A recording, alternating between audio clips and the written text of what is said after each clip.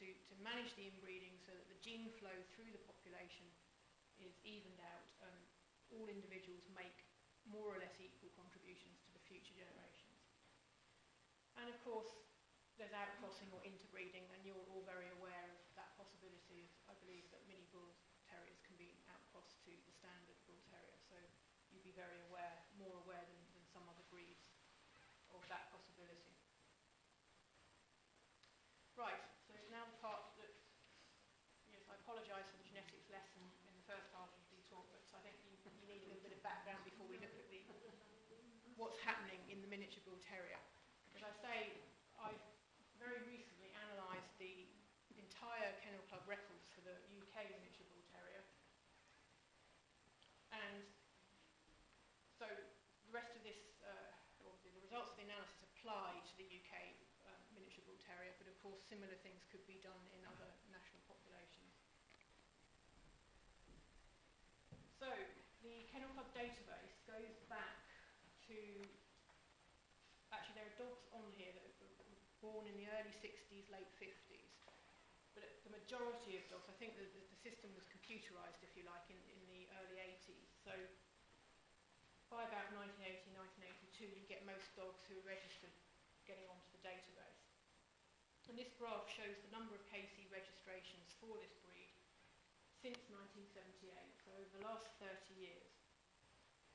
And in the entire database, there's 4,110 dogs, and these are the products of 354 sires and 797 dams. So you can see that although we have over 4,000 dogs, a much smaller number of sires and dams have given rise to these dogs.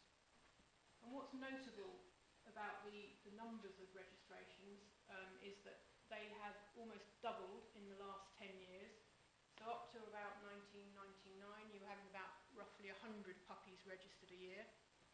And then from 2000 onwards, it started to grow. And so these days, if anything, last year it was about just over 200.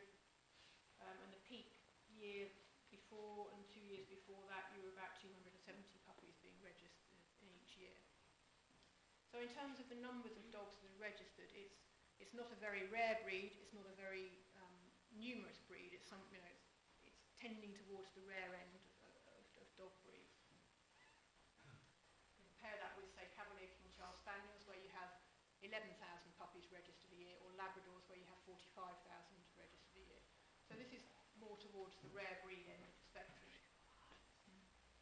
When we look at per year, the numbers of sires and dams used, on average, about, I put the exact figure here, 18.7, but let's call it 19 sires are used per year, and about 33 dams are used every year. So those 200 puppies are, on average, the product of 20 sires and 33 dams. And this graph just shows, on the bottom axis we have the numbers of puppies registered per year, and then on the y-axis we have the number of parents. So the dark squares are the number of sires, and the lighter circles are the numbers of dams. And what I'm checking for there is that as the number of puppies is registered grows, obviously the number of dams goes up because you need more dams to produce that number of puppies. But the number of sires doesn't go up in the same proportion. So what's happening is that we're having still having a smaller number of sires, and they're siring more puppies. So when we look at that ratio, on average we have a ratio of 1.7 dams, or nearly 2 dams per sire. But obviously as the numbers of puppies registered has grown, you're not increasing the number of sires to generate those more puppies. What you're doing is using those sires on more dams. And I should emphasise here, what we're looking at is the entire registered population. So when I say you, it doesn't necessarily mean you personally, but everybody who's registering mini bull terriers, this is the general picture that we're getting for the population as a whole. So if we look at that ratio of dams to sire over the last 30 years, on the whole it stays steady at about 1.7, as I say. It's just been rising a little bit in the last few years, a little bit over 2. But there were 2 very significant peaks in 1981 and 1993, where very few sires were used. So these possibly correspond to what we call genetic bottlenecks. You've got an individual sire who's covering a lot of bitches, and potentially you may be generating a genetic bottleneck there. So the other thing, other sort of parameters I was interested in, or numbers that I was interested in, is what percentage of dogs are actually used for breeding. So we have roughly 200 puppies per year registered. And again, this shows what's happened over the last 30 years. On average, 15% of males will go on to become sires and 40% of females will become dams. So although we get 200 puppies per year registered, only a certain percentage of them will go on and be used for breeding.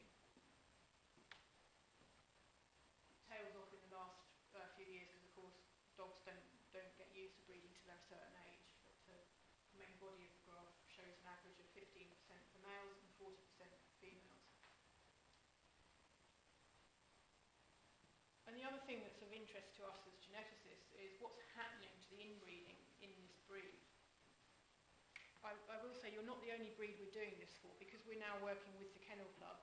We will be doing all 220 recognised breeds. It just so happens I fast-tracked it a little bit because I knew I was going to come talk to you. So you're not the only breed that this is happening, that we're generating these kind of statistics, but you are one of the first. So this graph shows what's happening to the average inbreeding coefficient in the population over time. So over the last 30 years, the red line, top line, is what we actually observe. So that's the actual average inbreeding coefficient of a mini bull terrier in the UK by year of birth. So what we see is that obviously it's gradually going up. Of course, it's going up over time. We expect it to go up at least gradually over time. But in the last 10 years, it's shot up quite considerably. And you're now at roughly an average inbreeding coefficient of about 15% for an individual dog. So that's the average of all the registered puppies in the last 2 to 3 years. The grey line, which is a little bit less extreme in the last few years, is the expected inbreeding, what we expect.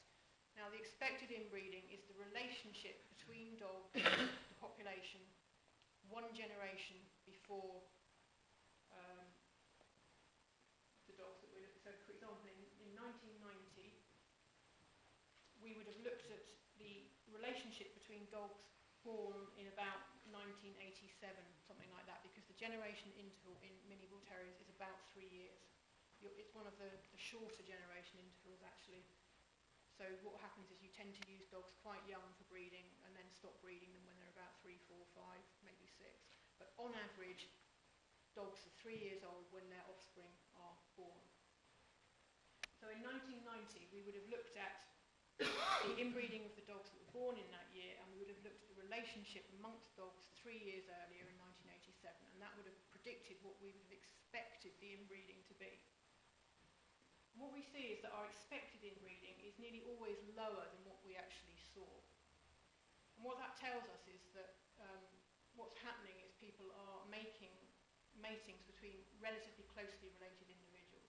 In other words, inbreeding is higher than it necessarily needs to be, because what's happening is people are actually making matings between related individuals. As I say, in very recent years it seems to be rising at a very high rate. Can I just ask? Yes, sure. This is despite the integrated programme. Exactly. I was extremely surprised. I'm very surprised that happened. There's only 36 interbred litters registered. Right. I didn't have that information from the Kennel Club, but that would be really interesting to see that. Yeah. So presumably, if we actually took out the interbred litters from that, the figure would be dangerously high. Yeah. I mean, I was absolutely fascinated to see this, because it's very unusual. From all, I think we've analysed about 10 breeds so far, and this, in the last 10 years, this is the highest rate of inbreeding I've seen in any breed. And I think it's caused by a high number of inbred, so puppies that are inbred mating